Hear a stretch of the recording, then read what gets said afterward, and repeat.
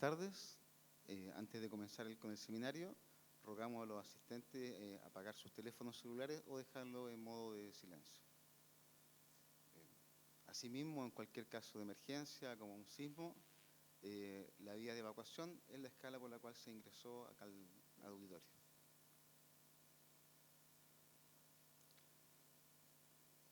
Ministro de la Corte Suprema, don Lamberto Cisternas Rocha. Presidente de la Corte de Apelaciones de Arica, don Pablo Zavala Fernández. Ministro de la Corte de Apelaciones de Arica, don Marcelo Ursúa Pacheco, Mauricio Silva Pizarro, Marco Antonio Flores Leighton y José Delgado Humada. Señor Fiscal Judicial del Tribunal de Alzada, don Juan Manuel Escobar Salas. Señor Intendente Subrogante, señor Raúl Gil González. Señores alcaldes, señoras y señores invitados especiales, señoras y señores. Para el Poder Judicial es un honor contar con vuestra presencia en este importante evento, el seminario Jurisprudencia de la Corte Suprema en Derechos Humanos, Derecho a la Salud y Derecho a un Medio Ambiente Sano, organizado por la Corte Suprema y la Corte de Apelaciones de Arica. La realización de este seminario cobra mucha relevancia en tiempos en los que las personas cada día demuestran mayor interés en judicializar sus problemas ligados a la salud y medio ambiente, transformándose en temas de interés ciudadano. Así, este evento resulta especialmente oportuno como un espacio de reflexión en una materia que requiere de la máxima atención de la sociedad. Cabe señalar que este seminario es transmitido en vivo a través del canal de televisión del Poder Judicial en la página www.poderjudicial.cl. Para dar inicio a esta actividad, dejamos con ustedes al presidente de la Corte de Apelaciones de Arica, señor Pablo Zavala Fernández, quien ofrecerá unas palabras de bienvenida. Señoría.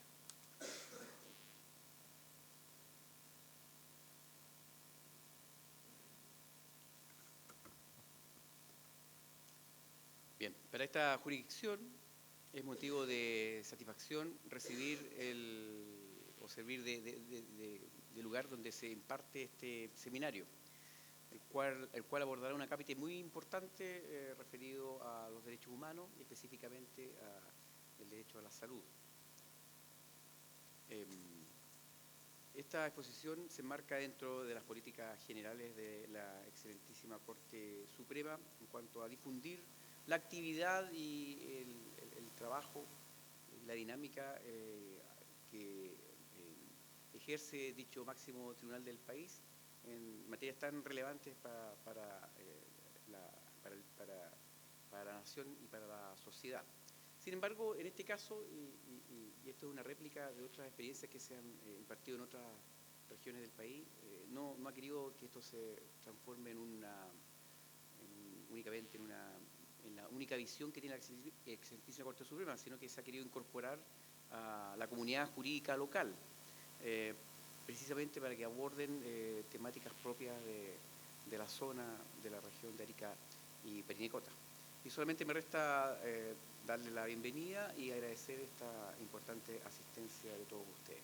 Muchas gracias.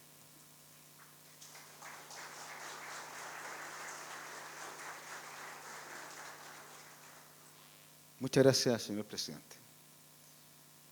A continuación, dejamos con ustedes al director de la Dirección de Estudios de la Corte Suprema, señor Alejandro Soto Estuardo, con la ponencia Derecho a la Salud, aportes de la jurisprudencia de la Corte Suprema. Don Alejandro Soto es abogado de la Universidad de Chile y magíster en Derecho Constitucional de la Pontificia Universidad Católica. Cuenta con una amplia experiencia en prestación de asesoría jurídica a instituciones estatales en el ámbito del derecho público y administrativo, destacando en el análisis, generación, tramitación y seguimiento de proyectos de ley, particularmente en la conformación orgánica y procedimental de entes de la Administración y del Servicio Judicial. Alejandro.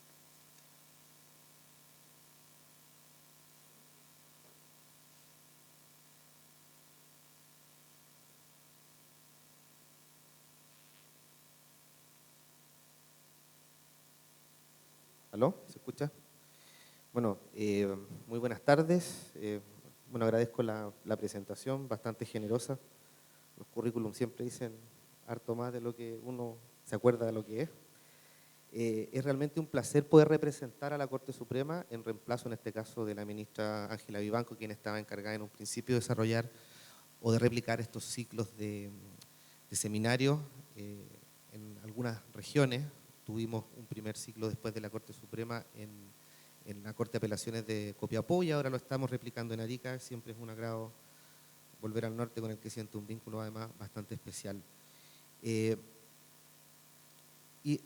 de particular importancia es la temática que nos convoca porque, por dos razones. Primero, la Corte Suprema, a través de su tercera sala, conoce todos los recursos de protección y dentro de ese contexto los recursos de protección que refieren a materias de salud tienen una importancia vital.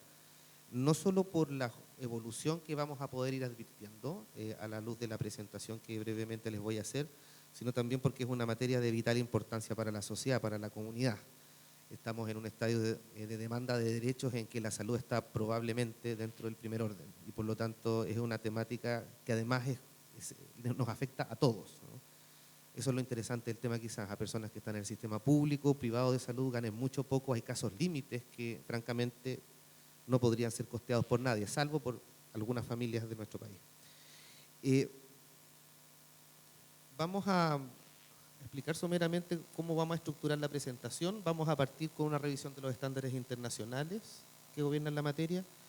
Vamos también a tratar el marco normativo nacional y después vamos a ir a analizar la jurisprudencia de la Corte Suprema y cómo la Corte Suprema va en alguna medida utilizando los recursos normativos que están disponibles para poder sentar jurisprudencia. Como vamos a apreciar, tenemos un sistema débil en términos de garantización de derechos en materia de salud y la Corte, a pesar de las críticas que se pueden formular, ha ido haciendo uso de su potestad interpretativa y extendiendo la protección más allá de lo que originariamente el constituyente estableció, ¿no?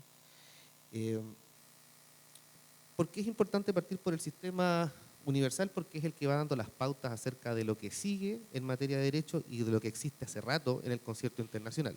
Por lo demás, hay una serie de compromisos ya asumidos, formalmente incorporados a nuestro derecho, que según la visión que se tenga, incluso tienen mayor vigor que la ley.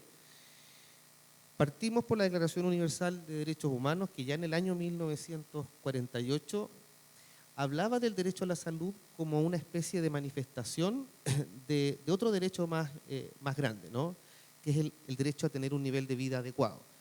Si uno ve la declaración en ese sentido, observa que el derecho a la salud aparece junto con el derecho a la vivienda, junto con el vestido, junto con la alimentación, porque se estaba esbozando un concepto de derecho que, como veremos con posterioridad, fue adquiriendo mayores niveles de especialización.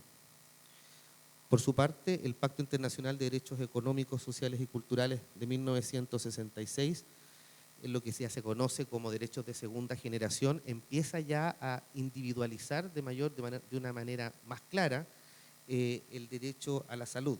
Ya lo desliga, sin abandonar, obviamente que se encuentra dentro del contexto del derecho a un nivel de vida adecuado, pero ya lo divorcia para efectos de empezar a robustecerlo. ¿Y cómo lo hace? En el artículo 12 establece una serie de obligaciones de los estados para efectos de fortalecer este atributo. Como pueden ver ahí, los propósitos que se deben fijar los estados, entre los propósitos está la reducción de la mortalidad de los adultos y la mortalidad infantil, el mejoramiento de los aspectos de la higiene del trabajo, abarca aspectos también de enfermedades epidémicas, que dicho sea de paso, en gran medida dieron origen a los sistemas públicos de salud, y se pasó de una fase asistencialista privada a una fase ya de mayor participación estatal a raíz precisamente del combate a enfermedades de esa naturaleza. Y por último, el que parece más importante en este contexto es el deber de crear condiciones que aseguren a todas las personas asistencia médica y servicios médicos en caso de enfermedad. Aquí podemos ver ya que hay un esbozo de institucionalidad y prestaciones que tienen que ponerse al servicio de la persona. Lo interesante también es que en el encabezado del artículo 12 se habla de que toda persona tiene derecho al disfrute al más alto nivel posible de la salud física y mental. Y aquí uno puede observar que se está yendo un paso más allá. Siempre se habla en la medida de lo posible en las interpretaciones que se han hecho de esa disposición, pero dentro del contexto en el que se encuentre está el derecho a un disfrute al más alto nivel posible que pueda brindar el Estado. Y también lo interesante es que aquí ya empieza a diferenciarse entre salud física y mental, ¿no? Entonces, vamos viendo cómo el derecho a la salud va adquiriendo ribetes de especialización y expresión ya más autónoma que son dignos de destacar. Va más allá del mínimo, ¿no? Eso es lo interesante que está establecido en este instrumento que es obligatorio en nuestro caso. Siguiendo con el sistema universal, también hay otros instrumentos que vale la pena citar, que ya a nivel más estatutario de ciertos grupos vulnerables abordan una serie de derechos que tienen que ser resguardados para estos grupos, en los que siempre se hace mención también específicamente al derecho a la salud. Así ocurre con la Convención Internacional sobre la Eliminación de todas las formas de discriminación racial, con la Convención sobre la Eliminación de todas las formas de discriminación contra la mujer, y la Convención sobre los Derechos del Niño, que en los artículos que ahí se individualizan señalan expresamente el derecho a la salud para estos grupos especialmente vulnerables. En el sistema interamericano, el protocolo de San Salvador, que si bien no tiene efecto vinculante porque no ha sido ratificado por nuestro país, contiene algunos elementos que son interesantes, junto con repetir el derecho al disfrute al más alto nivel de un bienestar físico y mental, agrega el carácter social también de la salud y le da el carácter de bien público, lo considera como un bien público. Este concepto es importante porque, como vamos a poder ver, tanto el Tribunal Constitucional como la Corte Suprema han ido entendiendo que el concepto de bien público de la salud trasciende a la naturaleza del vínculo que se tenga con el ente que presta el servicio de salud, sea público o privado, ¿no? Dada la naturaleza de la prestación, se entiende que no puede estar sometido a la pura autonomía de la voluntad de las partes, porque evidentemente hay una desigualdad y hay una especie de delegación por parte del Estado de funciones que son propias de lo que uno entiende como un bien público. Y por último, también citamos la Convención Americana de Derechos Humanos que, bajo el concepto de desarrollo progresivo, establece que no puede haber retrocesos en la concesión o en la consagración de derechos, junto con reconocer que los estados tienen que ir subiendo progresivamente su nivel de prestaciones en distintos ámbitos, en este caso que nos importa en materia de salud. No puede haber un retroceso dentro de esta expansión de los beneficios sociales. También es interesante observar que también a nivel internacional algunos órganos que colaboran con los órganos de tratado, el Comité de Derechos Económicos, Sociales y Culturales de las Naciones Unidas, en la observación general número 14, ha ido conceptualizando lo que se tiene que entender por el derecho a la salud, para irle dando contenido. Y lo ha apreciado como un atributo indispensable para el ejercicio de los demás derechos, ¿no? El derecho a la salud primero atiende por razones de sentido común a la vida y por lo tanto es un presupuesto que supone su consagración para efectos de poder ejercer y disfrutar los demás derechos que le son conexos, sin establecer obviamente una jerarquía, no es la pretensión. Hay una interrelación y una interdependencia con los otros derechos. No implica necesariamente el derecho a estar sano. Parece una obviedad, pero a veces se nos olvida. El Estado puede establecer o el Estado puede asegurar todas las condiciones necesarias para que una persona pueda disfrutar de una buena salud, pero hay ciertos espacios en los que eso es imposible desarrollar porque la ciencia no es infalible, ¿no? La idea que se asienta en la observación del comité es que el aseguramiento de este derecho implica el establecimiento de un sistema proteccional que brinde oportunidades en condiciones de igualdad a todos los sujetos de una misma población para acceder a servicios de salud de calidad. Y reitera también el concepto del derecho al disfrute al más alto nivel de esta gama de facilidades. Y también es interesante observar que el comité hace una especie de declaración de principios en torno a cuáles serían los componentes esenciales que permitirían la consagración efectiva del derecho a la salud. Primero, la disponibilidad, es decir, que los servicios de salud y los establecimientos de salud estén disponibles sin limitaciones de carácter económico y sin ningún tipo de discriminación. La accesibilidad, que consiste en la adecuación de las prestaciones de salud y de los establecimientos a las necesidades de los grupos etarios y también que sea respetuosa de los principios médicos. La aceptabilidad, que también recoge una idea más o menos similar, y la calidad, que creo yo que es muy destacable, porque aquí ya está estableciendo, sin decir en detalle cuál, está estableciendo un estándar, es decir, liga la calidad con el concepto de que los servicios de salud, los establecimientos de salud y las prestaciones de salud tienen que tener un nivel mínimo adecuado que esté científicamente afianzado, es decir, debe ir de la mano de la ciencia y también del reconocimiento que los propios médicos tienen acerca de la manera de enfrentar los problemas de salud.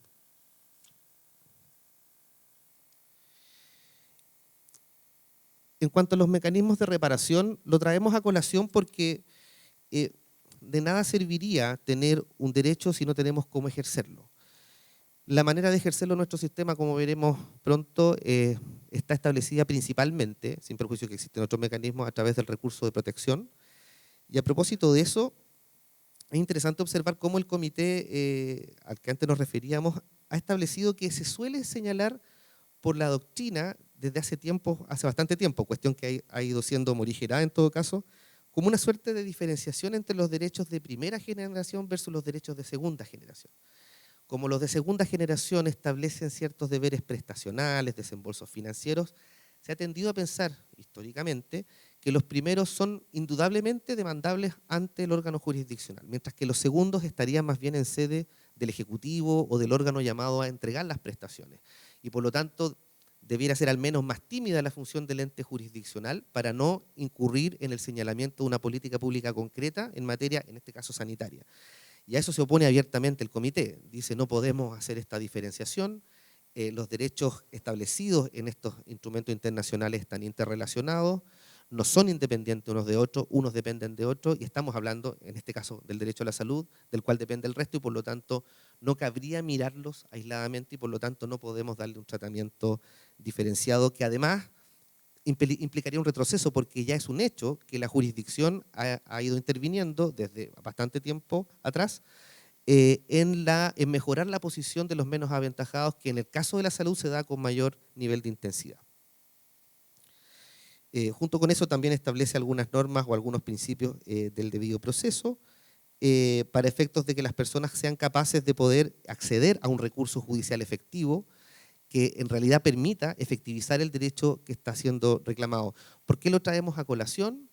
Porque en verdad ha habido una crítica por parte del comité en relación al recurso de protección, porque este instrumento, a juicio de este ente, no sería idóneo para protegerlo. Como veremos más adelante, el recurso de protección no garantiza el derecho a la salud, garantiza el derecho a elegir el sistema público o privado de salud que cada individuo quiera, ¿no? En una lógica individualista. Y a pesar de que ha reconocido los esfuerzos del Poder Judicial a través de la búsqueda de derechos conexos con el derecho a la salud para poder proteger este último, ha señalado reiteradamente que es necesario un cambio en la legislación, derechamente, ¿no? Junto con establecer además la consagración en el artículo 19 de otros derechos económicos, sociales y culturales que hoy día no están presentes.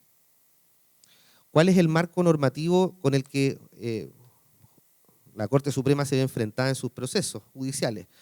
Bueno, naturalmente el artículo 19, número 9 de la Constitución, que como ya adelantamos, establece el deber de garantizar la ejecución de las acciones de salud, pero en realidad, si uno lo ve con el artículo 20, con el recurso de protección, la manera de lo que está garantizado es la elección del sistema al cual la persona desee adscribirse por acción o omisión. Luego hay una serie de normas sectoriales que están refundidas en el DFL número 1 de 2005, que regulan el sistema de salud de una manera un poco atomizada, pero que se han ido ordenando con el tiempo.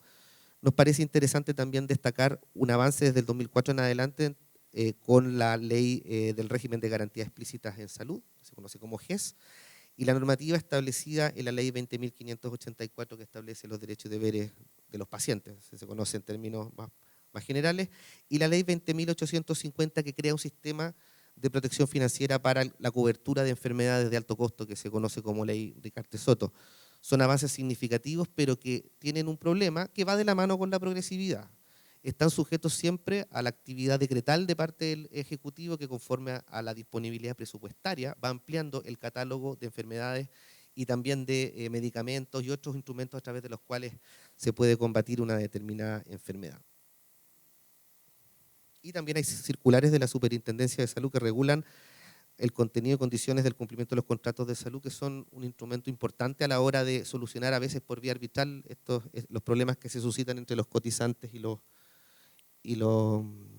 las instituciones privadas de salud, y también que ha servido para la Corte Suprema en algunos casos para resolver algunos fallos.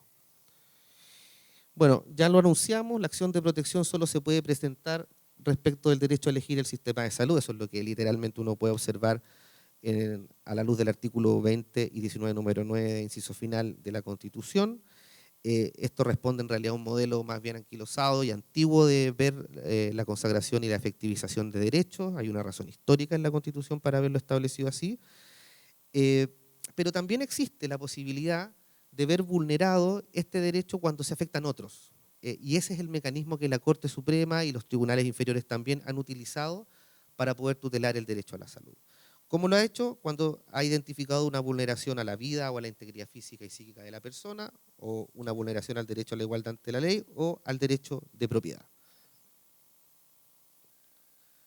Antes de entrar a ver cómo la Corte ha hecho este análisis y ha establecido esta tutela con la escasez normativa existente, a pesar de la normativa existente, es interesante observar que la naturaleza del contrato de salud ha sido analizada tanto por el Tribunal Constitucional como por la Corte Suprema.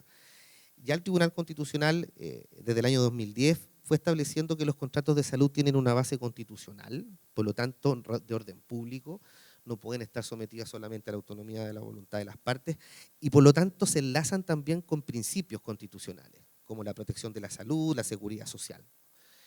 Ya está elevando el estándar. Esto se conoce como constitucionalización de este derecho y incluso podemos hablar de la constitucionalización del contrato de salud pensando en los que se tienen con las ISAPRES. Y en el caso de la Corte Suprema, siguiendo esta lógica, además de reiterar estos principios, ha establecido que los contratos con los prestadores de salud son contratos dirigidos, establecidos por el legislador, en los que el principio de autonomía de la voluntad de las partes al menos está mitigado, porque hay una fuerte intrusión por parte del legislador en su regulación, o debiera existir, porque sabemos que ahí falta un pronunciamiento todavía en relación a la temática de la adecuación de los planes, y por lo tanto las normas que lo rigen son de orden público, ¿no? Y no son tan disponibles como otras materias entre privados. ¿Y por qué? El fundamento es que se trata de un servicio público. En definitiva, acá hay una obligación de parte del ente privado que está prestando un servicio público que además tiene asegurado un ingreso, que es la cotización de la persona, ¿no? Ese ha sido más o menos el argumento que ha establecido la Corte Suprema y el Tribunal Constitucional para conceptualizar, para darle el marco de sostén normativo a este derecho. Habíamos dicho que frente a la denegación de la cobertura a un tratamiento médico o a la interrupción de la entrega de un tratamiento médico, la Corte Suprema se ha pronunciado en varios casos, no en todos, hay algunos en que lo ha desechado, pero en varios casos lo ha hecho acogiendo recursos de protección por la afectación de otras garantías, ¿no? Y ahí ha jugado con las normas existentes, como lo hemos dicho. Primero lo ha hecho pensando en la afectación del derecho a la vida y a la integridad física. Y lo ha dicho manifestándose en distintos ámbitos en las sentencias respectivas. Primero ha dicho que puede ser afectado la integridad física o psíquica o la vida de una persona, no solamente por actos positivos, sino también por omisiones. Esto que puede parecer una perogrullada no lo es recurrentemente alegado por parte de las entidades recurridas, el hecho de que la integridad física o psíquica de una persona o la vida solo pueden ser afectados a través de acciones positivas, ¿no? Y aquí la Corte ha dicho que es evidente que el artículo 20 de la Constitución ha establecido que la omisión también puede ser ilegal y arbitraria, la omisión ilegal y arbitrariamente también puede afectar este derecho. También ha dicho que deben prevalecer el derecho a la vida, la integridad física debe prevalecer por sobre cualquier tipo de consideración económica. Lo ha hecho en distintos fallos. Quiero ver si puedo citar alguno por acá.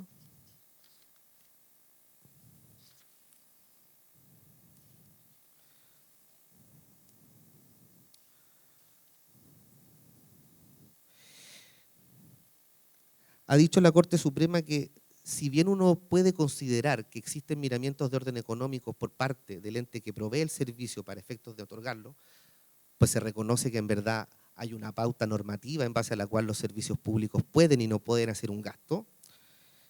No es menos cierto que no debieran invocarse cuando está comprometido en casos límites el derecho a la vida y a la integridad física y psíquica de la persona, ¿no?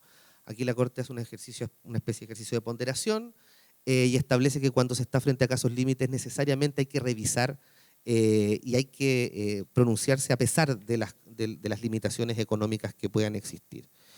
Y lo ha dicho además también señalando que el hecho de que se pronuncie en ese sentido no puede significar que está señalando, que está estableciendo un mandato al Ejecutivo en torno a cómo debe desarrollar políticas públicas.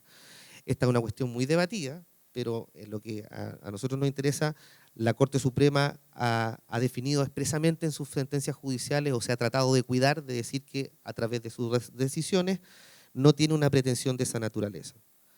Ha dicho que la decisión no alcanza ni define en modo alguno la implementación y diseño de políticas públicas, pues esta labor excede las facultades que tiene la Corte.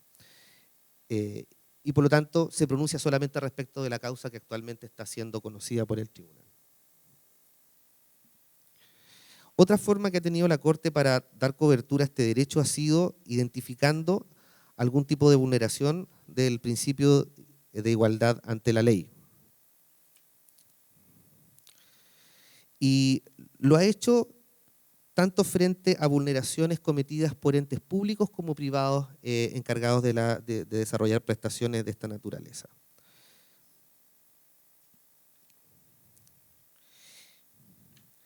En un caso, al FONASA le cuestionó la negativa de otorgar la cobertura de prestaciones que habían sido cubiertas en otros casos. Esto es bien interesante. Existe un caso de una terapia de reemplazo enzimático por una enfermedad que se llama Morquio-A, en la que la persona que alega dice, mire, a mí me están negando esta cobertura, pero resulta que hace 6 años atrás hay 27 personas que han tenido acceso a este medicamento. El servicio no me da razones plausibles que permitan entender por qué hay un tratamiento distinto. Y por ese lado, la Corte ha dicho que hay una vulneración al principio de igualdad. En el fondo, hay una suerte, en este caso, de coherencia de los actos propios de la administración, si uno lo viera desde esa perspectiva. Y en el caso de los particulares, ha establecido que la ISAPRE no puede negar la cobertura a un tratamiento médico excluyéndolo de la cobertura del seguro catastrófico si este está cubierto en el sistema público de salud con cargo a los fondos extraordinarios como el de la ley Ricarte Soto. Esto es un poco más complejo de explicar y es más grande la pretensión que en el primer caso.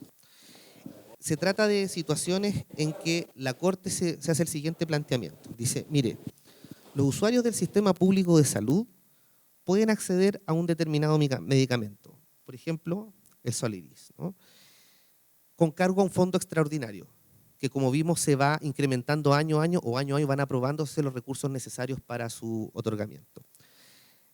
Y dice, bueno, veamos en qué situación está el particular que cotiza en ISAPRE. En ISAPRE no existe un sistema similar y por lo tanto se encuentra en una situación de desventaja. Y allí hace una interesante argumentación en el sentido de recurrir a la cobertura adicional para enfermedades catastróficas que está establecido en el sistema privado. Y dice, mire, la finalidad de esa cobertura adicional para enfermedades catastróficas, guardando ciertas proporciones, tiene el mismo objetivo que tiene el fondo extraordinario que abarca, que permite a las personas del sistema público acceder a ciertos medicamentos. Por lo tanto, existe la misma razón. Y eso es lo que y bajo esa justificación ha dicho que debe otorgársele el medicamento o la prestación médica respectiva. Adicionalmente a eso, también ha utilizado como argumento dentro de este contexto que el hecho de que el medicamento respectivo no cuente formalmente, el medicamento que está siendo pedido, que se está pidiendo suministrar, estamos hablando siempre de medicamentos de alto costo, no está dentro del catálogo de aquellos que fueron aprobados por el Instituto de Salud Pública, que no pasaron por una etapa, por un proceso que es largo de acreditación para ver la idoneidad del medicamento, pero que sin embargo están siendo utilizados por el sector público, el privado no puede negarse tampoco a su otorgamiento. Ahí también juega con el principio de igualdad en un sentido un poco más laxo que el que habíamos observado en un principio. Y por último, existen fallos en que la Corte Suprema ha argumentado la transgresión del derecho a la salud mediante la vulneración del derecho de propiedad.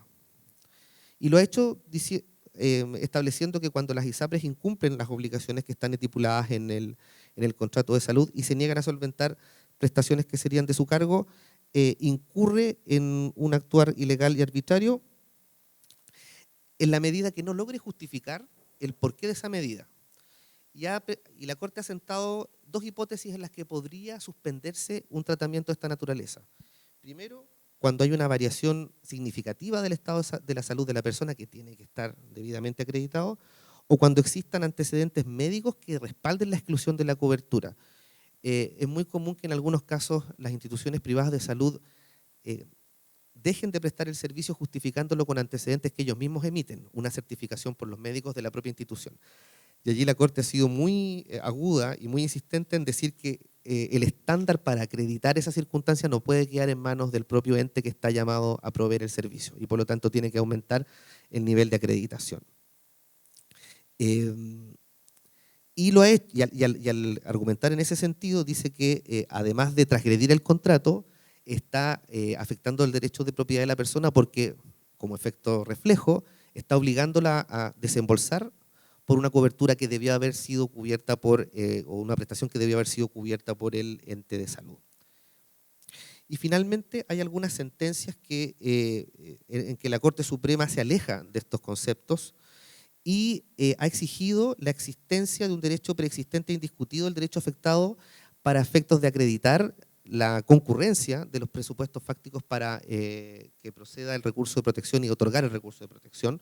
No lo ha hecho con un nivel de argumentación tan denso y pareciera ser que en esos casos lo liga con el derecho de propiedad.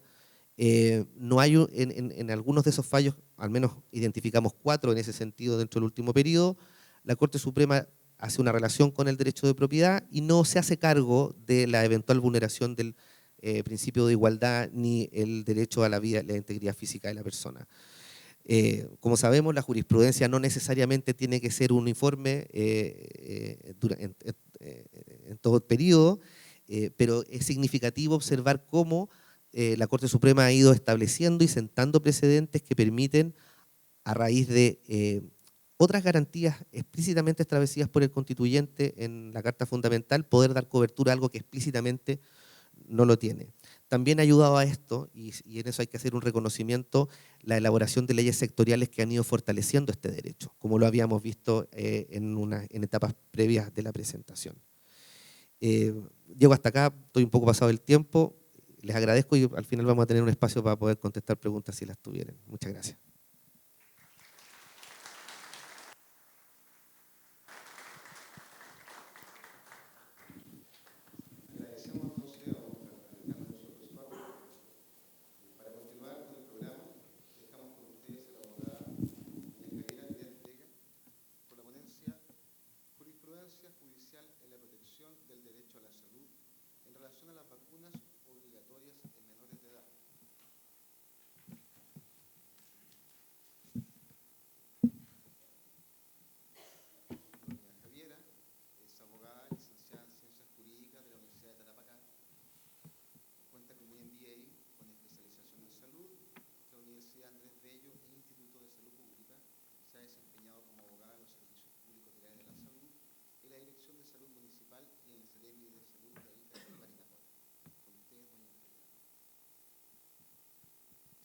Buenas tardes. Bueno, primero que todo quisiera agradecer la invitación a participar de este seminario relativo a la jurisprudencia de la Corte Suprema en el marco de los derechos humanos, en específico el tema que me convoca al derecho a la salud.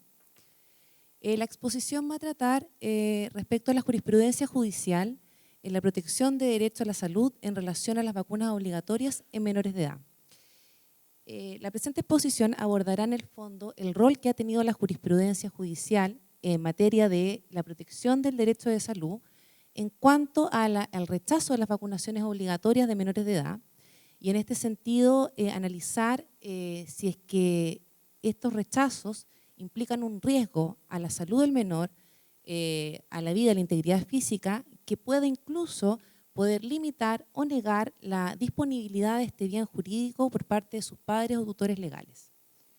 ¿Qué bienes jurídicos protegidos encontramos dentro de lo que es la vacunación obligatoria? En este contexto, el Estado, al disponer una vacunación obligatoria, intenta proteger 2 bienes jurídicos diversos. Por una parte, el bien jurídico de la salud pública y por otra parte, la salud individual. En este contexto, lo que tiene relación con la protección de la salud pública, la inmunización de sectores amplios de la población resulta indispensable para poder controlar y para poder, de cierta manera, erradicar cuando corresponda determinadas enfermedades. Pero por otra parte, la vacunación persigue proteger, en este caso, la salud individual respecto al fortalecimiento de la salud, de la propia salud de este individuo. En este contexto, el enfoque de la presente exposición va a ir orientada a si es que existe alguna afectación en cuanto a la salud individual de los menores de edad al momento de que los padres han rechazado vacunaciones obligatorias. Bueno, primero que todo hay que referirse a la obligatoriedad de la vacunación y en este contexto, ¿dónde surge o dónde se origina las vacunas que denominamos obligatorias? Principalmente nace del Código Sanitario en el artículo 32, el cual dispone que el Servicio Nacional de Salud, actualmente el Ministerio de Salud, tendrá a su cargo la vacunación de los habitantes contra las enfermedades transmisibles. El presidente de la República, a propuesta del director de salud, podrá declarar obligatoria la vacunación de la población contra las enfermedades transmisibles para los cuales existan procedimientos eficaces de inmunización. Este cuerpo normativo incluye como única excepción a este mandato legal, ¿cierto?, de la vacunación obligatoria, la posibilidad de que se presente un certificado médico que justifique y que además esté visado por la autoridad de salud competente. Es el único caso de excepción para poder eximirse de una vacunación decretada de forma obligatoria. Ahora, es importante también en cuanto a lo que es la obligatoriedad de la vacunación referirse al Programa Nacional de Inmunización, o también denominado el PNI. El decreto número 72 del 2004 del Ministerio de Salud es el decreto por medio del cual el presidente de la República delega en el ministro de Salud la facultad de poder ordenar, ¿cierto?, la vacunación obligatoria a la población contra las enfermedades transmisibles para las cuales existan procedimientos eficaces de inmunización. Es decir, el Estado, en cumplimiento de este rol, se materializa principalmente a través del Ministerio de Salud.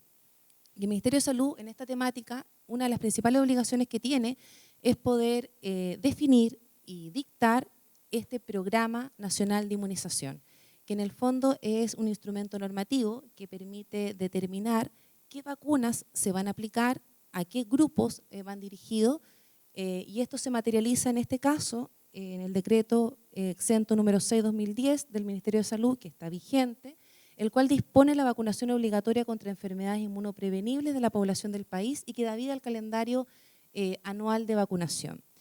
Este decreto se encuentra vigente, pero a la fecha ha tenido ciertas modificaciones, pero más que todo relacionadas a las dosis de algunas vacunas o a la integración de vacunas nuevas. Respecto a esto mismo, es también necesario referirse al ordinario B27 número 4031 del Ministerio de Salud del año 2015. Mediante este ordinario, mediante este oficio ordinario, el Ministerio ha fijado ciertos lineamientos para poder afrontar rechazos de vacunaciones obligatorias, en este caso, por ejemplo, el caso de rechazos de vacunas de menores de edad. Y en este caso incluso dispone de un formulario en el cual, en este caso los padres, en el caso que estamos abordando, deben firmar que rechazan esta vacunación y en este documento se establece que ellos toman conocimiento de que la vacunación es obligatoria, que pese a esto firman el rechazo y que además el establecimiento que está en este caso disponiendo la vacunación tiene la facultad de recurrir vía judicial por la protección de ese derecho en el fondo que está siendo vulnerado. Se refiere al derecho de salud.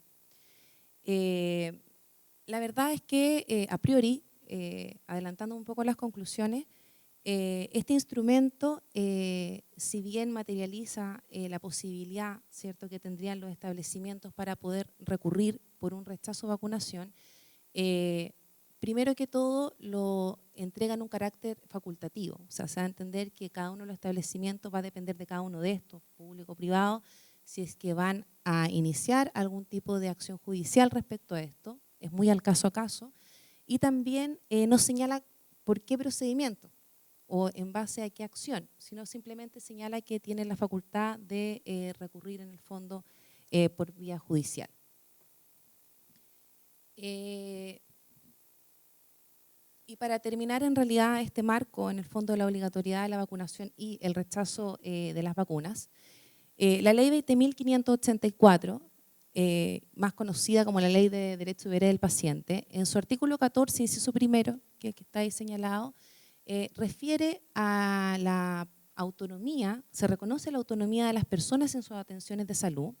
Inclusive se da la facultad para que estas personas puedan denegar su voluntad a someterse a ciertos procedimientos o tratamientos, con ciertas limitaciones, como por ejemplo cuando se ponga en riesgo la salud pública. En este contexto es factible advertir una suerte de colisión de derechos, en este caso, por una parte lo que es el derecho a la protección de la salud, vida, integridad física del menor, y que en el fondo se ha rechazado su vacunación, y por otro lado el derecho a la autonomía de los padres o tutores legales respecto a este rechazo, que en el fondo ellos han rechazado, ¿cierto?, en representación del menor, una vacuna que resulta obligatoria y que se entiende que está comprendida dentro de los procedimientos establecidos en la Ley 20.584. Bueno, en la exposición vamos a analizar 4 casos relacionados obviamente al rechazo de la vacunación obligatoria, analizar la jurisprudencia judicial en esta materia. Y estos casos son todos posteriores a la Ley 20.584 y que datan del año del 2012 al año 2019. La idea es poder brevemente abarcar un poco el caso y en el fondo cuáles han sido los motivos de rechazo de los padres y cuáles han sido las resoluciones por parte, en este caso de las Cortes, y más o menos la tendencia de la jurisprudencia judicial en la materia. El primer caso es un recurso de protección que presenta el Servicio de Salud de Talcahuano en atención al rechazo de la madre de una lactante por no querer, en el fondo, disponer de la vacunación contra el TBC, que es la vacuna contra la tuberculosis, y también lo que es la vacuna hexavalente, que es aquella que se administra entre los 2, 4 y 6 meses de vida, que, por ejemplo, protege contra la poliomielitis, el coqueluche, la hepatitis B, entre otras situaciones. En este caso, el fundamento de rechazo de la vacuna es que la vacunación no sería necesaria dado que su hija es sana. El rechazo, en el fondo, dentro de este documento que habíamos mencionado. Este caso es conocido por la Corte de Apelaciones de Concepción en el rol número 1608 del año 2012, quien en su sentencia de primera instancia de fecha 3 de septiembre de 2012 señala en el considerando 10º que queda de manifiesto que la negativa de la recurrida, madre de la menor, en vacunarla conforme al calendario de vacunas que ha establecido el Ministerio de Salud ha sido ilegal. Esto es contrario al ordenamiento jurídico en el caso del decreto exento número 6, que es el que ya habíamos mencionado, el cual dispone la vacunación obligatoria, este programa nacional de inmunización, y arbitrario, por cuanto dicha negativa ha sido solo por la voluntad o capricho de la recurrida.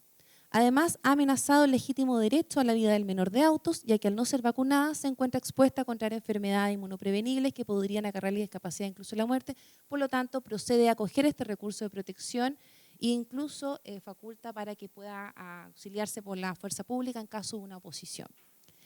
Este caso es conocido por la Corte Suprema, toda vez que ha sido apelado en la causa Rol 7074 del 2012, en el cual la Corte Suprema confirma la sentencia apelada con un voto en contra.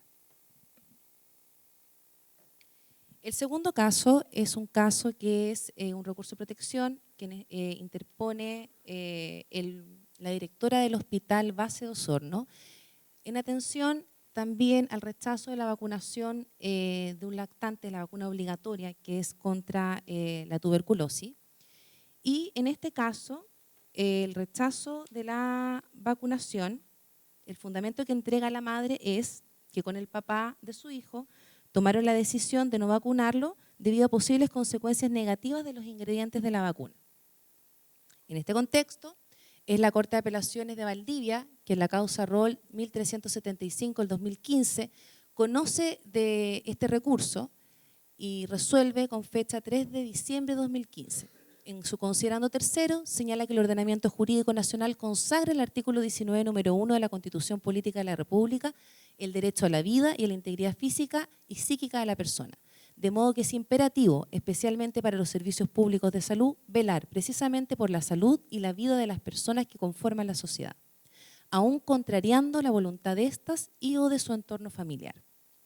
En el considerando sexto, señala que queda manifiesto que la negativa de la recurrida, madre del menor, en vacunarlo conforme al calendario de vacunas que ha establecido el Ministerio ha sido ilegal y arbitrario, en base a los mismos fundamentos o el criterio en realidad establecido de la resolución que vimos anteriormente de la Corte de Apelaciones de Concepción, o sea, siguiendo esta misma línea, en el fondo ordenando la vacunación y reconociendo que hay una actuación ilegal y arbitraria por parte de los padres. Y se acoge el recurso de protección y se ordena la vacunación. La verdad es que este caso es muy interesante porque se conoce por la Corte Suprema y la Corte Suprema, en el fondo, dentro de los considerandos, entrega una concepción adicional a lo que ya veníamos hablando. Este caso es resuelto por la Corte Suprema el 3 de marzo del 2016, es decir, aproximadamente 3 meses después de la sentencia de primera instancia, en la causa Rol número 36.759-2015. En su considerando cuarto, la Corte Suprema señala que se logró acreditar la existencia de una acción ilegal y arbitraria atribuible a la recurrida, al negarse esta injustificadamente que su hijo sea vacunado contra tuberculosis negativa y que, por cierto, afecta el derecho a la vida del menor amparado. O sea, en ese considerando da pleno reconocimiento y coincide en el fondo con el fallo de primera instancia de este asunto.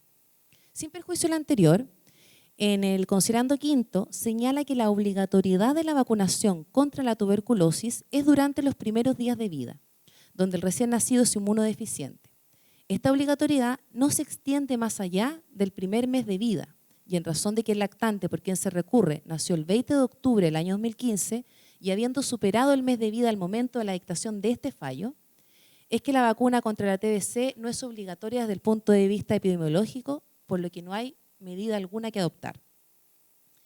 El considerando sexto señala que, sin perjuicio de lo anterior, es necesario tener presente que conforme da cuenta el escrito presentado por la recurrente en estos autos, el menor de 4 meses de edad a esa fecha ha sido hospitalizado con fecha 22 de febrero del presente año. O sea, en el tiempo intermedio del fallo de primera instancia y cuando la Corte Suprema conoce de este recurso, el menor habría sido hospitalizado ahora por otra afectación en cuanto, en este caso, al diagnóstico confirmado de coqueluche, que es un antecedente no haber recibido ninguna vacuna, teniendo en consideración que esta patología es prevenible con las vacunas obligatorias, pero ahora de los 2, 4 y 6 meses. En definitiva, la Corte Suprema lo que hace es revocar el fallo de primera instancia, rechazar el recurso de protección, pero sin perjuicio de esto, resuelve disponer de forma inmediata todas las vacunas que al menor le sean obligatorios conforme a su edad.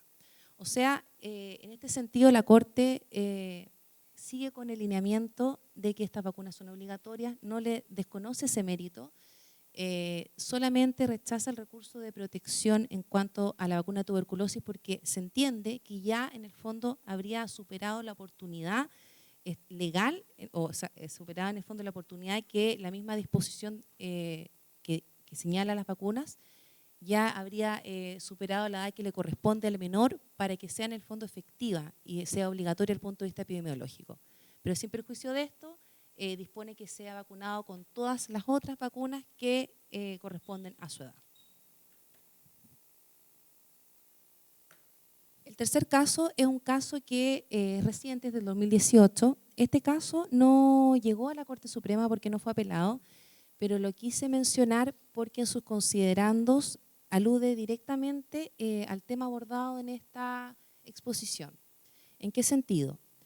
Señala en su primero que todo, el caso es también un recurso de protección interpuesto, pero en este caso por la clínica de Iquique, o sea, un establecimiento privado, contra la madre de un lactante y contra el padre de la madre de este lactante, también porque se habrían negado la vacunación contra la tuberculosis. En este caso, la madre es menor de edad, por lo tanto, quien firma el rechazo es el padre de esta madre. Por eso el recurso en el fondo que se interpone en este caso es contra ellos dos. La justificación que habría dado en este caso la madre y el padre de esta para el rechazo a la vacuna es que no existe mayor información de los riesgos asociados a la vacuna. En ese contexto, la Corte de Apelaciones de Iquique, en su causa rol número 428 del 2018, conoce este recurso y señala en el considerando quinto que frente a la colisión de los derechos del niño y los de su madre y adulto responsable, aplicando el principio de interés superior del niño y que debe ser el principio rector para interpretar y decidir los casos en que los derechos de los niños se vean involucrados, debe preferirse aquel camino que asegure la adecuada protección de la integridad física y la vida del niño de autos, protección que no es posible alcanzar si se permite a los padres decidir a su arbitrio rechazar las prestaciones de salud declaradas obligatorias por la autoridad sanitaria. En este caso, también siguiendo la tendencia, reconoce que hay un acto ilegal y arbitrario por parte de los padres en negar la vacunación y ordena la vacuna de forma inmediata. ¿Qué es lo interesante de este fallo? Es que este fallo reconoce que existe una colisión de derechos en estas materias, es decir, el derecho que de los padres, ¿cierto?, en cuanto a la autonomía de poder resolver si es que se rechaza en el fondo un procedimiento de este tipo, y por otro lado el derecho a la vida, la integridad física del menor, y además de reconocer esta colisión, resuelve esta colisión de derechos, señalando que en este caso debe primar la vida e integridad física del menor, incluso aún contra la voluntad de los padres. Finalmente, el cuarto caso, un caso muy atingente porque es un caso que aparte que es reciente, el 2019, es un caso que emana de la Corte de Apelaciones de Arica.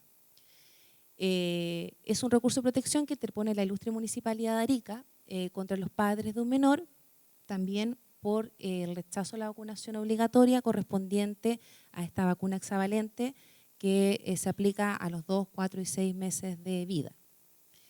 En este caso, la sentencia de primera instancia de la Corte de Apelaciones de Arica, rol 217 del 2019, señala en su considerando cuarto que la vacunación obligatoria en contra de las enfermedades respecto a las cuales la recurrente impetra su administración al niño, señala que no le es aplicable lo previsto en el artículo 14 de la Ley 20.584, esto es la facultad que tendrían los padres de autonomía para poder rechazar un procedimiento médico, por riesgo a la salud y principalmente a la del niño, teniendo en consideración su interés superior. Acá también resulta de interés señalar que si bien señala que en atención a una posible afectación al riesgo de salud pública, es que no le sería aplicable en este caso a los padres la facultad de autonomía sobre sus hijos para poder decidir estos rechazos de vacunaciones, pero pese a ello también señala por el riesgo a la salud pública y principalmente a la del niño, teniendo en consideración su interés superior. Es decir, de una u otra manera también deja entrever en el fondo la preocupación por la salud individual del niño. Sin perjuicio de esto, resuelve conforme a la garantía establecida en el artículo 19, número 1, es decir, la vida y la integridad física del menor, también en el mismo sentido que se ha dado, ¿cierto?, respecto a que la conducta, en este caso de los padres, ha sido ilegal y arbitraria. Esta sentencia es apelada, es conocida por la Corte Suprema, en la causa rol 10.159 del 2019, del 1 de julio del 2019, en la cual se confirma la sentencia apelada, pero se hace una declaración en cuanto a que los padres deberán permitir la vacunación previa realización de un examen de alergias, que razonablemente descarte las contraindicaciones de su administración al niño. O sea, le agrega en el fondo esta situación que es una variante distinta a los otros fallos, pero sigue reconociendo la obligatoriedad de la vacunación y la sigue ordenando. Ahora, en cuanto a, como a modo de conclusión, primero, ya lo había señalado anteriormente, es posible que los recursos de protección vengan a llenar un vacío normativo en cuanto a la falta de un procedimiento establecido específicamente para el caso de los rechazos de vacunaciones obligatorias. Toda vez que si bien el Ministerio de Salud tiene las competencias y está reconocida la facultad que tiene para poder disponer todas las medidas necesarias tendientes a hacer cumplir la obligación, en este caso la vacunación, incluso dispone de un instructivo que es el que manejan todos los establecimientos frente a los rechazos de vacunación, en el cual se le informa a los padres que podrían ser sujetos, ¿cierto?, de una acción en contra de estos por el rechazo de la vacuna. No establece qué procedimiento, no establece qué acción y también deja el criterio de los establecimientos que disponen la vacunación qué casos llevan y cuáles no, en este caso por vía judicial. Entonces, pareciera que en el fondo el recurso de protección viene, ¿cierto?, llenando este vacío. También se podría concluir que la jurisprudencia analizada no se controvierte la obligatoriedad de las vacunas. En este sentido, todas las jurisprudencias contestan reconocer toda la normativa ya precitada, reconocer el carácter obligatorio de estas vacunas y además resuelve que los rechazos a las vacunaciones son conductas en el fondo ilegales y contrarias a derecho, disponiendo generalmente la vacunación reclamada, ¿cierto? En cuanto al derecho a la vida como fundamento de la protección a la salud, todos los fallos han resuelto este tipo de materias en cuanto a salvaguardar el derecho a la vida y la integridad física del menor, o sea, conforme al artículo 19, número 1. Y si bien esto se debe probablemente a que, bueno, tal como se expuso anteriormente, estamos hablando de que el derecho a la protección de la salud, según la forma en cómo está garantida en la Constitución, no se podría aplicar exactamente a estos casos, pero sí de una u otra forma a través del derecho de protección a la vida se ha podido salvaguardar la protección de la salud individual de estos menores en el fondo a los cuales se les ha rechazado las vacunaciones. Y finalmente, la indisponibilidad de los padres respecto a la salud de sus hijos en relación a la vacunación de tipo obligatoria, que era en realidad el cuestionamiento que se realizaba al principio de esta exposición. En cuanto a la disponibilidad del bien jurídico de la salud y la vida e integridad física del menor, respecto de sus tutores legales o padres, parece indicar la jurisprudencia que no tienen tal disponibilidad de este bien jurídico, toda vez que se ha privilegiado siempre el derecho a la vida de los menores por sobre la autonomía de los padres respecto a este rechazo de tratamientos. En este sentido, si bien la ley permite a las personas poder rechazar ciertos procedimientos médicos, aún incluso corriendo en riesgo respecto a su salud individual, que es la ley 20.584, la jurisprudencia ha señalado en realidad que esta decisión no podría ser sustituida por la voluntad de los padres. Así, el rechazo de estos padres o tutores legales debiera fundarse en un hecho concreto y acreditable, que señale que se pone en riesgo la vida del menor, la salud del menor, y no solamente por su libre y espontáneo convencimiento. Eso, muchas gracias.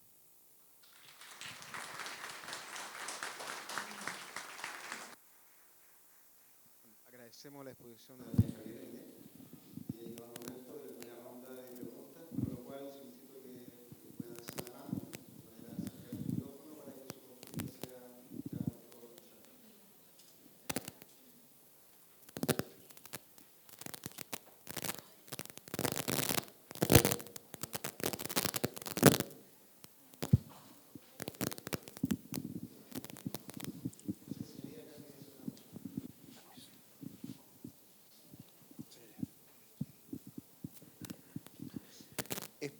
Es para el abogado.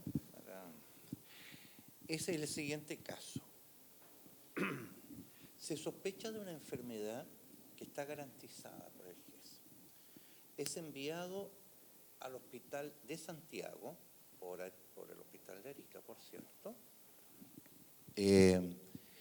y en el hospital de Santiago descarta esa enfermedad que sí estaba garantizada. Se señala otra similar, pero no es la que se sospecha. Pero se establece un fármaco de alto valor económico. Y se señala que el tratamiento es con el fármaco X. Pues bien, y lo devuelven, por cierto, al hospital regional. Y aquí, por cierto, que el hospital y ese fármaco no está dentro de la, llamemos, lista o de la ley Ricarte Soto, no está establecido. Por lo tanto, no es suministrado. Y por tanto, la persona reclama que se le coloque ese medicamento. Ese es el caso, someramente, por cierto.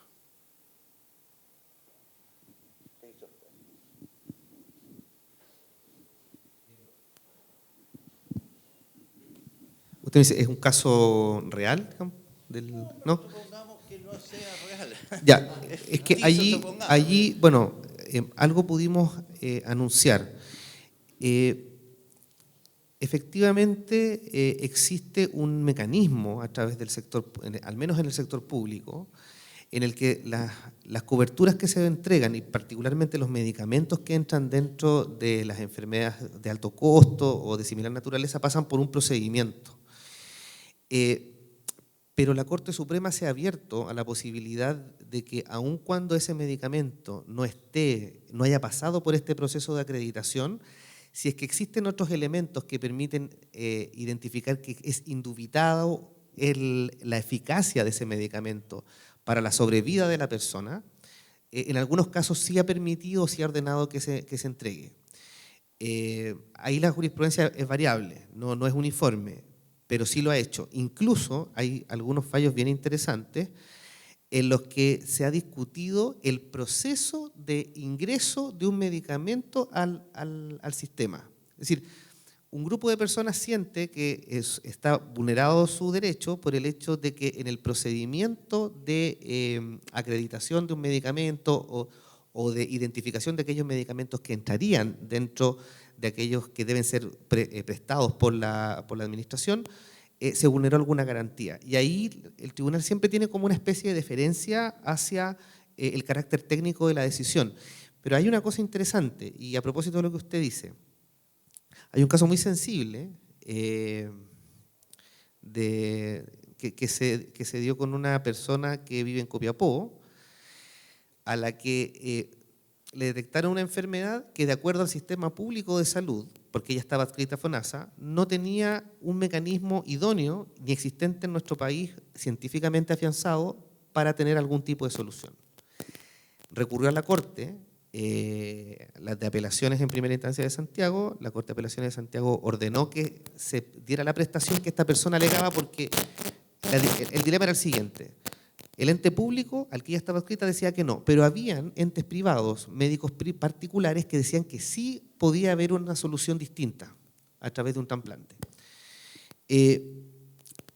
Finalmente, la Corte de Santiago acogió el recurso, estableció el deber de otorgar esta prestación que se alega en función de que los médicos particulares de ella decían que sí era viable para que lo financiara el sector público, ¿no?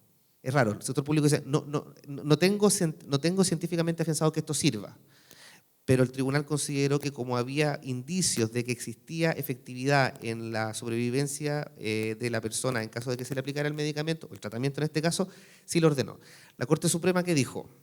La Corte Suprema dijo, acojo el recurso, pero ordenó que la persona fuera nuevamente sometida a un examen por parte de la comisión médica del sector público al que estaba adscrita.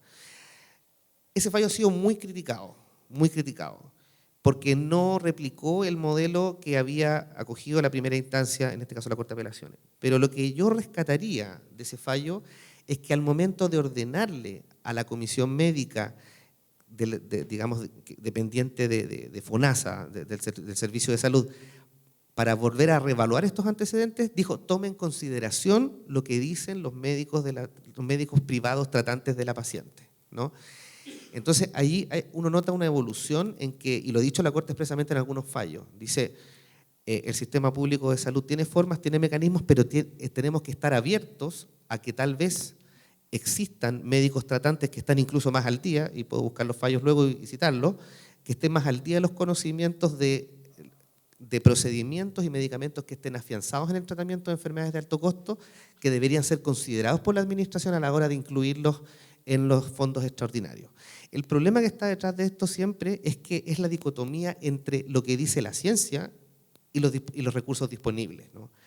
Hay un caso particular de una persona que alegaba que una enfermedad rara no estaba siendo incluida en el sistema, y la Corte, fue deferente en este caso por la Administración por razones técnicas, pero hay un voto disidente bien interesante que dice, mire, la comisión médica que está a cargo de acreditar si este medicamento entra o no al sistema, lo hace en un sentido que pareciera coquetear con el carácter económico que tiene el hecho de implementarlo.